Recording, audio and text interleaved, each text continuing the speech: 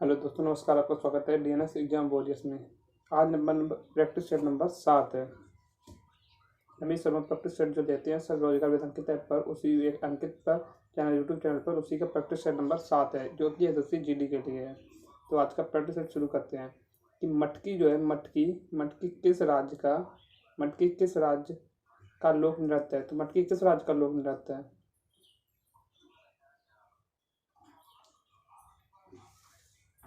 मटकी किस राज्य का लोक नृत्य है? मटकी किस राज्य का है? मध्य प्रदेश। किसका? मध्य प्रदेश का। अगर पूछा जाए जवारा, जवारा कहाँ बजाया जाता है? मध्य में, तो मध्य प्रदेश का। ऐसे ही फूलपति कहाँ? मध्य प्रदेश का। सैला मध्य प्रदेश। ऐसा सेला बडोनी कहाँ का है? मध्य प्रदेश का। ऐसा ही सैटम कहाँ का है? मध्य प्रदेश का। अब आगे देखते हैं दूसरा क्वेश्चन कि भारत की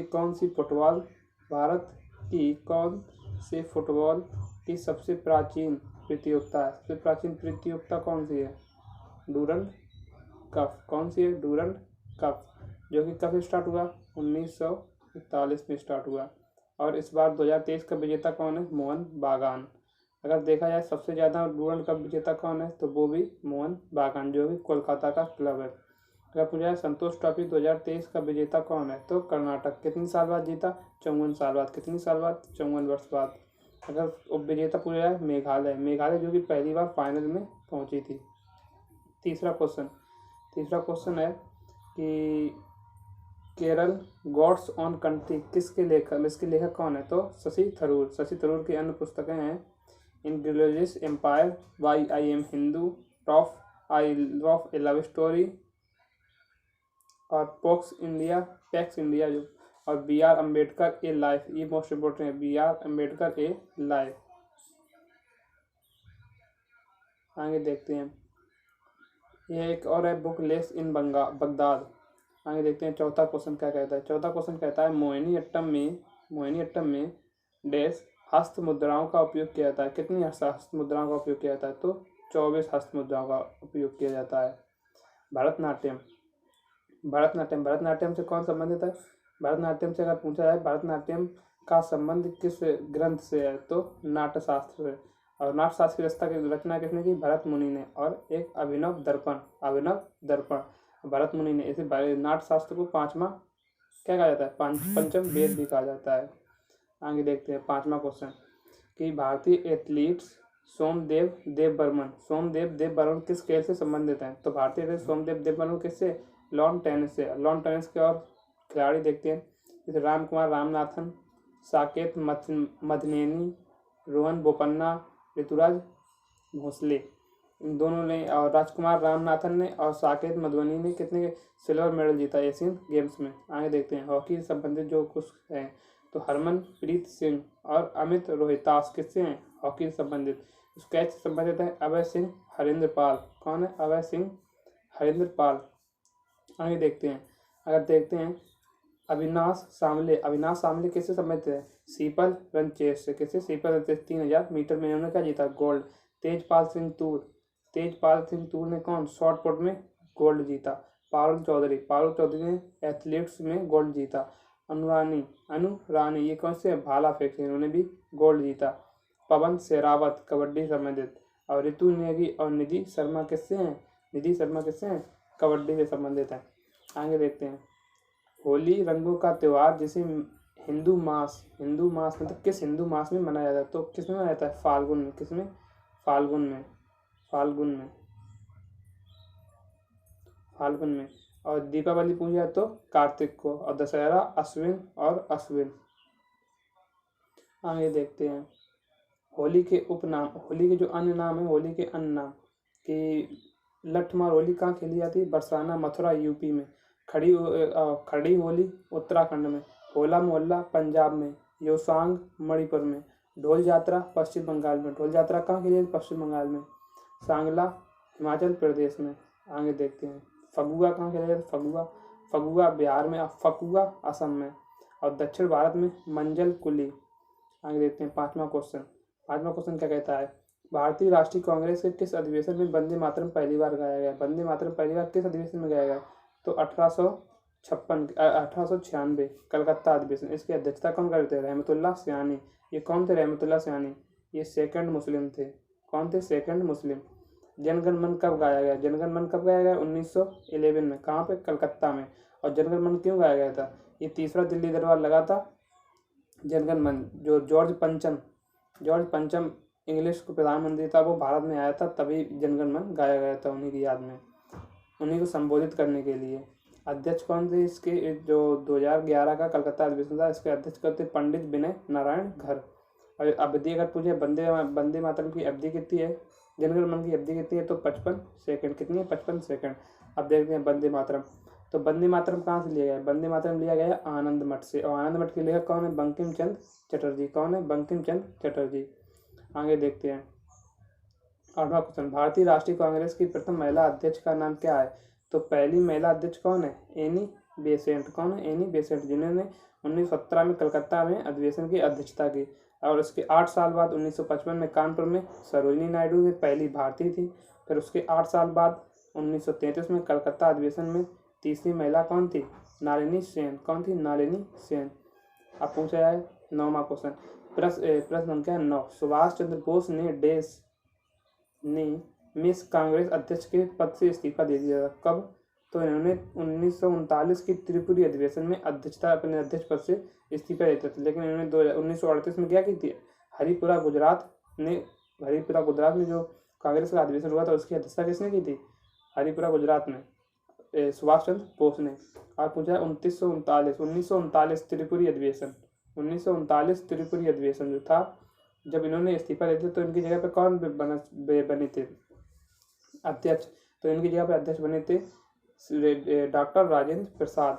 अगर इनके बीच में सुभाष चंद्र बोस अध्यक्ष पद के लिए चुनाव हुए थे, सुभाष चंद्र बोस और पट्टा सीता रमैया के बीच। इसमें पट्टा सीता रमैया हार गए थे और सुभाष चंद्र बोस जीत गए थे। आगे देखते हैं 1940 में अधिवेशन कहाँ हुआ? रामगढ़ में अधिवेशन। 1940 से 45 तक अध्यक्ष कौन रहे कांग्रेस के? अबुल कलाम आजाद। ये सबसे ज्यादा समय तक रहे ये। और 1937 के पूछा फैजपुर अधिवेशन। जो फैजपुर अधिवेशन था, यह कांग्रेस का पहला गांव में हुआ अधिवेशन था। इसकी अध्यक्षता किसने की थी? पंडित जवाहरलाल नेहरू ने। किसने की थी? पंडित जवाहरलाल नेहरू ने। अब आगे देखते हैं 10वां क्वेश्चन क्या कहता है? संविधान के किस अनुच्छेद के तहत एक नागरिक को कोई भी आजीविका, उपजीविका या व्यापार करने की स्वतंत्रता मिलती है? तो व्यापार करने की स्वतंत्रता किसमें मिलती है? आर्टिकल 19 के जी में आप कहीं भी व्यापार कर सकते हो। अब आर्टिकल 19 के कुछ अनुच्छेद देखते हैं। आर्टिकल 19 का ए क्या कहता है? आर्टिकल 19 का ए कहता है भाषण और अभिव्यक्ति की स्वतंत्रता, और इसी में झंडा फहराने का भी अधिकार, पुतला फूंकने का भी अधिकार, और आरटीआई का अधिकार किसमें है? 19 के ए में। 19 के बी में क्या कहता है? 19 का बी, फर्स्ट का बी, शांतिपूर्ण इकट्ठा, मतलब शांतिपूर्ण इकट्ठे, मतलब सभी लोग शांतिपूर्ण इकट्ठे हो सकते हैं, संघ बना सकते हैं और संगठन बना सकते हैं। डी, भारत में देश के अंदर कहीं भी घूम सकते हैं। ई, कहीं भारत के देश की सीमा के भीतर आप कहीं भी निवास कर सकते हैं। अगर पूछा है विदेश में घूमने का अधिकार किसमें है? तो आर्टिकल 21 में विदेश में घूमने का अधिकार। 11वां क्वेश्चन क्या कहता है? 11वां क्वेश्चन किस अनुच्छेद के तहत संपत्ति के अधिकार को कानूनी अधिकार के रूप में स्थानांतरित किया गया? तो आर्टिकल 301 को, जो पहले मौलिक अधिकार था, ऐसे किसने कानूनी या विधिक अधिकार में शामिल कर दिया? 44वां संविधान संशोधन कब हुआ था? 1978 में। कब हुआ था? 1978 में। कब हुआ था? 1978 में। अब आगे देखते हैं संपत्ति का अधिकार खत्म करके इसे कानूनी अधिकार और विधिक अधिकार बना दिया गया था। क्वेश्चन नंबर 12, सूर्य पृथ्वी से लगभग कितनी दूरी पर है? सूर्य पृथ्वी से लगभग 150 मिलियन यानी कि 15 करोड़ किलोमीटर दूर है। और उपसौर पूछा है, तो अपसौर कब मनाया जाता है? 4 जुलाई को, जब पृथ्वी सूर्य से सबसे अधिक दूरी पर होती है उसे कहते हैं अपसौर, और जब पृथ्वी सूर्य के सबसे नजदीक होती है तो उसे कहते हैं उपसौर। उपसौर और अपसौर। आगे देखते हैं उपसौर और अपसौर को मिलाने वाली रेखा क्या है? एफ साइड रेखा। क्या है? एफ साइड रेखा। आगे 13वां क्वेश्चन क्या कहता है? 13वां क्वेश्चन देखते हैं कि भारत के सबसे दक्षिणी सिरे का नाम क्या है? इंदिरा पॉइंट। क्या है? इंदिरा पॉइंट। पश्चिमी बिंदु सरकीक पॉइंट। उत्तरी बिंदु इंदिरा कॉल और पूर्वी बिंदु किबथू। अगर पूछा है मुख्य भूमि का सबसे दक्षिणतम बिंदु तो कौन है? कन्याकुमारी। कौन है? कन्याकुमारी। और सबसे दक्षिणतम बिंदु दिया है मुख्य भूमि का, न तो दिया है तो इंदिरा पॉइंट, जो कि कहाँ है? अंडमान निकोबार में। अंडमान एंड निकोबार में। कहाँ है? अंडमान एंड निकोबार में। आगे देखते हैं 14वां क्वेश्चन, भारत में श्वेत क्रांति को डैश किस नाम से जाना जाता है? तो ऑपरेशन फ्लड नाम से जाना जाता है। ऑपरेशन फ्लड कब शुरू हुआ? 1970 में। 1970 में चौथी पंचवर्षीय योजना के दौरान। इसकी स्थापना किसने की थी? मतलब अगर भारत में पूछा, भारत में श्वेत क्रांति के जनक किसे माना जाता है? वर्गीस कुरियन। श्वेत को अंग्रेजी में क्या कहते हैं? व्हाइट। और वर्गीस कुरियन में वाइट, वर्गीस, तो व्हाइट से याद रखिए, व्हाइट से वर्गीस कुरियन। तो व्हाइट से वर्गीस कुरियन, व्हाइट रेवोल्यूशन। इनकी बुक है अनफिनिश्ड ड्रीम, कभी ना खत्म होने वाले सपने। 26 नवंबर को क्या माना जाता है? राष्ट्रीय दुग्ध दिवस। क्या माना जाता है? राष्ट्रीय दुग्ध दिवस। अगर पूछा है तो कब है? 26 नवंबर। 26 नवंबर को क्या हुआ था? वर्गीस कुरियन का जन्म। आगे देखते हैं 15वां क्वेश्चन, सतलुज नदी घाटी में जल विद्युत उत्पादन और सिंचाई के लिए कौन सी परियोजना बनाएगी? सतलुज नदी में भाखड़ा नागल परियोजना। कौन सी? भाखड़ा नागल परियोजना। अब देखते हैं नागार्जुन परियोजना। नागार्जुन परियोजना कहाँ है? आंध्र प्रदेश में। किस नदी पर? कृष्णा नदी पर। अगर पूछा हीराकुंड कहाँ है? हीराकुंड परियोजना महानदी पर। कहाँ? उड़ीसा में। सरदार सरोवर बांध कहाँ है? नर्मदा नदी में। कहाँ? गुजरात में। आगे देखते हैं सिलिकॉन डाइऑक्साइड का नाम क्या है? क्वार्टर्स। क्या है? क्वार्टर्स। आसमिक चूना, बिना बुझा चूना कौन है? CaO, बिना बुझा चूना। सफेद विथ्रोल जिसे जिंक सल्फेट कहते हैं, इसका सूत्र क्या है? ZnSO4। Plaster of Paris CuSO4 dot half H2O। अगर यहीं पे दे दिया जाए CaSO4 और डॉट 2H2O, ये किसका हो गया? जिप्सम का। किसका हो गया? जिप्सम का। आगे देखते हैं 17वां, बिडॉल टेस्ट किसकी जानकारी देता है? तो टाइफाइड बुखार के लिए कौन सा टेस्ट किया जाता है? बिडॉल टेस्ट। क्षय रोग के लिए मैटॉक्स टेस्ट। कौन सा टेस्ट? मैटॉक्स टेस्ट। एड्स के लिए एलिसा, याद रखिएगा, एड्स के लिए एलिसा टेस्ट किसके लिए? एड्स के लिए, बहुत इंपॉर्टेंट है एलिसा टेस्ट। कैंसर के लिए बायोप्सी टेस्ट।